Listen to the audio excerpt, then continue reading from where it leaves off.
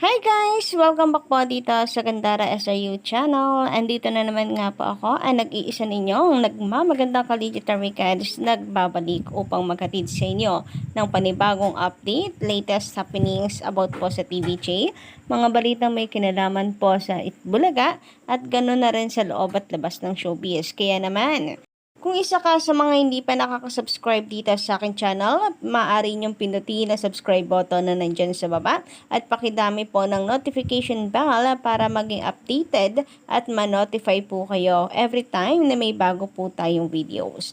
Anyway, ang mainit po natin pag-uusapan para po sa gabing ito ay pumapatungkol nga po dito sa usap-usapan nitong mga nakaraang buwan pa actually. Ang hinggil po dito sa pagbabalik ni Kuya Will, finally ay mapapanood na nga raw natin ang Wawawin at magbabalik ito sa TV5 sapagkat sa TV5 nga raw po muling i-ere ang Wawawin. So alam naman po natin na nanggaling na po sa TV5 si Kuya Will and very excited po ang mga fans nito na muli siyang mapapanood. Ang balita pa nga na nakapagpa-excite lalo po sa mga netizens ay ang back-to-back ng Wawawin at Itbulaga. So marami pong nagsabi na lalong lalakas po at TV5 kapag nangyari ito. Pero anyari, bakit parang matatapos na lamang po ata ang Abril, wala po tayong balita. Ang sabi, magsisimula po ang Wawawin ni Kuya Will ngayong Abril. Ang kanilang contract signing ay magaganap ngayong Abril. Pero patapos na ang Abril wala pa pong nangyayari. Nauna pa ang paglipat po ng showtime sa GMA7 na kung saan ayon sa GMA Insider di umano, base po sa lumabas na balita, panay po ang tanggi na ang showtime ang papalit sa tahanang pinakamasaya. Mas malaki pa nga daw po ang chance na ang matuloy ay yung pinipitch po ng GMA Entertainment Group po ata. Basta meron pong pinipitch dito sa GMA Network na magiging noontime show nila. And yun daw po ang mas posible na ipalit sa tahanang pinakamasaya. Yung showtime parang kasama lang sa kanilang option. Sabi pa nga, baka po yung lunchtime movie hits ay lumagpas pa ng Mayo Kasi hanggang ang schedule daw nito ay hanggang katapusan pa ng Mayo. Pero anyari, April pa lamang natigil na dahil nga pinalit po nila ang showtime. So, nauna pa ang showtime. Ang bilis kumilos po ng GMA Network. Palibasa, natunugan po nila ang tungkol dito sa pagbabalik ni Kuya Will sa TV5. So, parang napasama pa, no?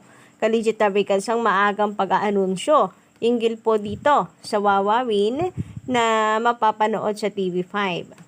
Anyway, ang latest nga po nating nasagap na update patungkol nga po dito sa Wawawin ni Kuya Will is hindi na ito matutuloy or 50-50 ang tsansa na makabalik sa Kapatid Network or sa TV5 sapagkat marami daw po itong demand like yung time slot po ng TVJ ay masasagasaan na kung saan hindi po ware sinang-ayunan ni MVP.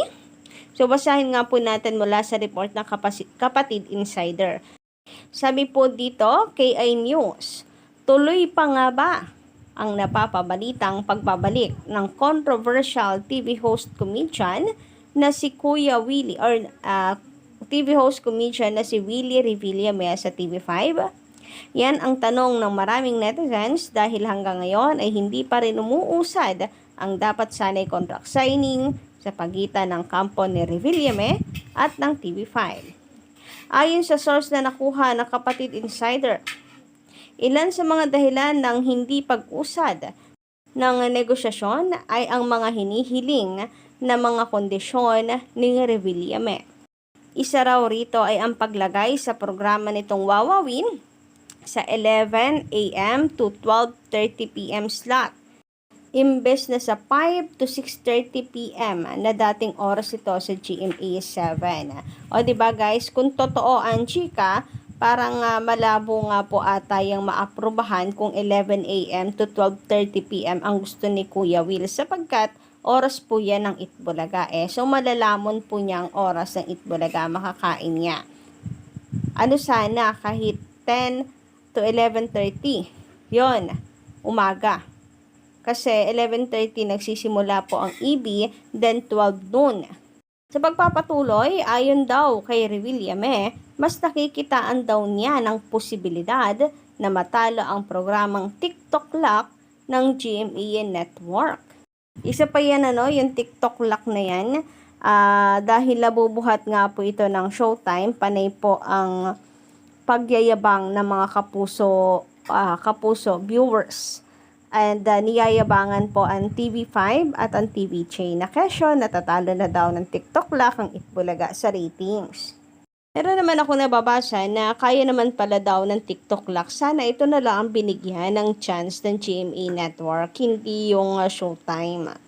At least daw di po ba sarili nila itong content. Anyway, sabi pa dito, isa rin daw sa mga hinihiling ni Revillame ay bukod sa magiging co-produced ito ng TV5 at WBR Productions, may matatanggap pa dapat daw na talent fee si Willie Revillame bukod sa kikitain nila sa mga sponsorship and advertisers. Ang ilan daw sa mga hinihingi ni Revillame ay naging dahilan upang hindi matuloy ang pakikipag-usap nito sa government-owned network na People's Television o PTV4. So may sariling standard si Kuya Will and hindi niya ibababa yun. So kung ito yung paninindigan niya, sana hindi siya magsisi kung hindi na at wala ng pag-asang umere pa ang wawawin. Pero meron din naman po tayo nababasang komento ng netizens na kung saan akala daw ba nila pagtulong talaga sa kapwa ang nais ni Kuya Will. Pero bakit parang sa mga hinihiling nito ay mukhang pera daw po ang dating niya dito. At ba't ako, personally, tungkol po dun sa 11 AM to 12:30 PM, nako sana hindi totoo. Yun yung wini-wish ko, sana hindi totoo na yun yung hiling ni Kuya Will. Kasi masasagasaan niya ang Itbulaga, and kung meron po sana siyang respeto sa nung time natin, hindi po niya yon gagalawin. Kasi alam naman po nating lahat na yan talaga ang oras po ng Itbulaga. Masasagasaan niya po ito and marami pong hindi matutuwa sa kanya. And baka nga po maging negative pa ang impact po niya sa mga tao kapag ipagpipilitan. So, malakas naman po siya. Actually, yun po talaga yung kilala siyang oras, yung 5 p.m. Sana, pumayag na po siya doon kung ito man ang ino-offer po ng TV5 sa kanya. Since ito rin naman ang alam ng mga tao na talagang time slot niya. Sa pagpapatuloy po sa post ng Kapatid Insider, nang dahil dito, nalalagay sa alanganin ang pagbabalik sa Kapatid Network ng komedyante. Napansin din daw kasi ng ilan na borado na ang post ng News 5 ukol sa litrato ni Revillame kasama ang ilang executives ng TV5. Noong unang linggo ng Abril daw dapat ang contract signing ni Revillame at pamumunuan ng TV5 para maselyuhan ang sanay comeback nito sa Free TV. Matapos lisanin ang All TV ni dating Senador Manny Villar. Wala pang formal na sagot ang TV5, Signal at WBR Productions, ang production outfit ni Revillame, kung bakit hindi pa rin umuusad ang dapat sanay contract signing sa pagitan nila. Again, ito ulitin lang po natin, wala pa daw pong formal na sagot or kumpirmasyon hinggil dito. So, meaning, hindi pa kumpirmado ang balitang ito, Kadavikad. So, maaring chika lang yon ng source nitong Kapatid Insider, and po pwede rin pong totoo. So, hintay na lang din po tayo ng announcement. Formal announcement, Kadavikad, kasi hindi naman po siguro ipagdadamot ng TV5 ang balitang ito. Kasi marami din po ay nag-aabang sa na pong nangyayari. Anyari na, bakit hindi pa rin umuusad ang comeback ni Kuya Will? So matutuloy pa kaya ito or hindi na? Ako I'm hoping na matuloy. Sana 5 PM. Guys, kasi at the end of the day, para po sa ating mga kababayan din po ito.